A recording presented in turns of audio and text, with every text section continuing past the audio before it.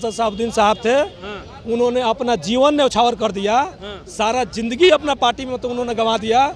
जब से राजनीति शुरू की तब से उनकी मौत तक पार्टी में हो गई, तो इसलिए वो अगर सोच रहे हो कि जाके वहाँ गिरा जाए तो ऐसा संभव नहीं। और जब उन तेजस्वी जी के ऊपर अगर ईडी सीबीआई का रेड होता है तो वो साजिश हो जाता है, और ओसामा भाई के ऊपर मतलब कि अगर साजिशन तहत जेल में फंसाया गया तो ये न्याय प्रक्रिया हो गया, कानूनी प्रक्रिया हो गया। तो आप अगर दिखा रहे हैं कि अल्पसंख्यक का संख्या मतलब 17 या 18% है, सबसे ज्यादा है, तो उसको हक भी तो आपको देना होगा।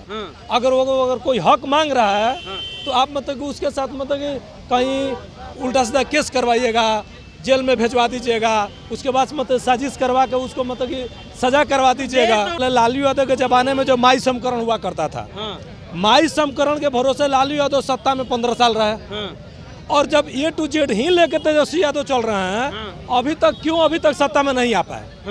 तो आप विकल्प बताइए ना हमको कि मतलब आप मुस्लिम को छोड़ रहे हैं, कौन ऐसा जाति है जो उसके विकल्प में मतलब आपके पास आ रहा है। क्या नाम है सर आपका? शशि यादव। शशि यादव जी, जो इनकी गिरफ्तारी हुई उसके बाद सरकार की काफी आलोचना हुई। तेजस्वी यादव से सवाल पूछा गया था कि तेजस्वी जी, ओसामा की गिरफ्तारी हो गई तो उनका कहना था कि अरे भैया ये तो कानूनी प्रक्रिया है। आप लोग की क्या प्रतिक्रिया? देखिए, हम लोग का प्रतिक्रिया यही है कि अगर जब उन तेजस्वी जी के ऊपर अगर ईडी सीबीआई का रेड होता है तो वो साजिश हो जाता है, और ओसामा भाई के ऊपर मतलब कि अगर साजिशन तहत जेल में फंसाया गया तो ये न्याय प्रक्रिया हो गया, कानूनी प्रक्रिया हो गया।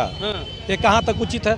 अगर आपके ऊपर अगर मतलब आरोप लगता है, आपके ऊपर, आपके यहाँ ईडी जाती है, आपके यहाँ सीबीआई जाती है, तो मतलब कि ये आपके ऊपर साजिश के तहत आपको फंसाया जा रहा है, और मतलब और ओसामा भाई के साथ मतलब कि अगर वही प्रक्रिया इनके साथ हो रहा है तो आप करेंगे न्यायिक प्रक्रिया है। ऐसा क्यों बोले? क्या लगता है क्यों बोला गया ऐसा? देखिए, अभी जो मैडम का और ओसामा भाई का जो पूरे बिहार में जो अपना जो जनाधार जो बढ़ रहा है, इससे सारे जो पार्टी से रिलेटेड लोग हैं या मतलब उनके विरोधी हैं, सारे लोग घबराए हुए हैं। क्यों घबराए हुए हैं? तो उनके साथ रहे हैं। देखिए, ये गलती सरकार के ही द्वारा किया गया है। सरकार अभी जब आप जाति जनगणना करवाए और आप कह रहे हैं कि जिसकी जितनी हिस्सेदारी होनी चाहिए, तो आप अगर दिखा रहे हैं कि अल्पसंख्यक का संख्या मतलब 17 या 18% है, सबसे ज्यादा है, तो उसको हक भी तो आपको देना होगा।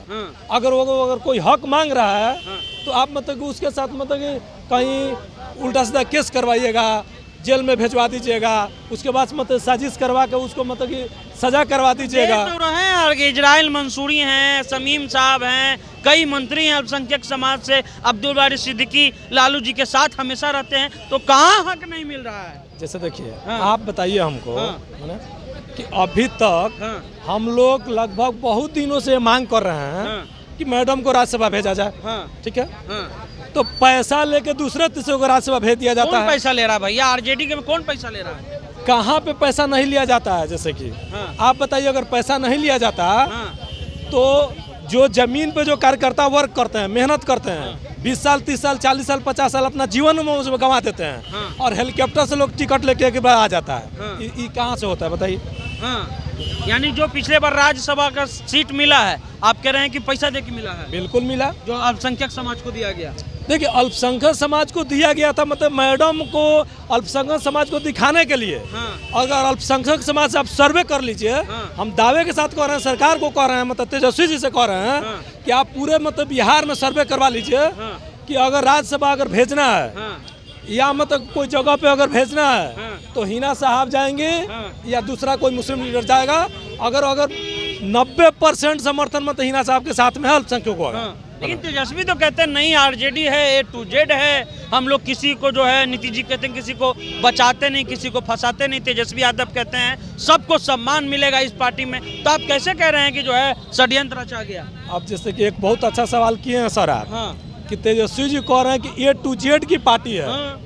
हम ये जानना चाहते हैं तेजस्वी जी से, वो थोड़ा सा हमको बता दें कि जो पहले लालू यादव के जमाने में जो माई समकरण हुआ करता था, माई समकरण के भरोसे लालू यादव सत्ता में 15 साल रहे, और जब ए टू जेड ही लेके तेजस्वी यादव चल रहे हैं, अभी तक सत्ता में नहीं आ पाए। ए टू जेड लेके आए, क्यों नहीं सत्ता में आ रहे? अगर आप अल्पसंख्यक समाज को छोड़ दीजिए, यादव को छोड़ दीजिए, तो आप विकल्प बताइए ना हमको कि मतलब आप मुस्लिम को छोड़ रहे हैं, कौन ऐसा जाति है जो उसके विकल्प में मतलब आपके पास आ रहा है? तेजस्वी जी दिखाए। तो दे रहे हैं 5-5 को एमएलसी बना दिए, 4-4 को भूमिहार को।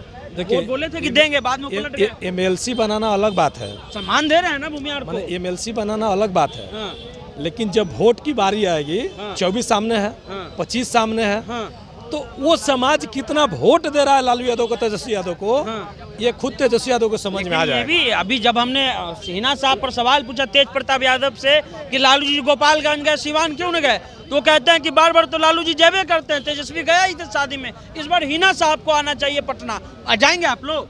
देखिए, हाँ, अगर तहे दिल से मतलब कि अगर वो लोग बुलाए तो एक तो बिल्कुल जाएंगे, हाँ, लेकिन हाँ, अगर आप मन ये सोचिएगा कि नहीं आप आकर मेरे यहाँ गिरिए, तो ये संभव नहीं है। नहीं गिरिएगा। जैसे पार्टी के लिए अगर एमपी साहब, जो पूर्व सांसद साहबुद्दीन साहब थे, उन्होंने अपना जीवन न्यौछावर कर दिया, सारा जिंदगी अपना पार्टी में तो उन्होंने गंवा दिया। जब से राजनीति शुरू की तब से उनकी मौत तक पार्टी में हो गई, तो इसलिए वो अगर सोच रहे हो कि जाके वहाँ गिरा जाए, तो ऐसा संभव नहीं है, नहीं संभव है। ऐसा संभव नहीं है। तेजस्वी यादव के मौजूदा राजनीति पे आप क्या बोलना चाहते हैं? देखिए, तेजस्वी यादव राजनीति अच्छी कर रहे हैं, हाँ, लेकिन अभी राजनीति कुछ उनको सीखने की जरूरत है, कुछ सीखने की जरूरत बिल्कुल सीखने की जरूरत है। चलिए, तो तेजस्वी यादव राजनीति कर रहे हैं, लेकिन उनको राजनीति कुछ सीखने की जरूरत है।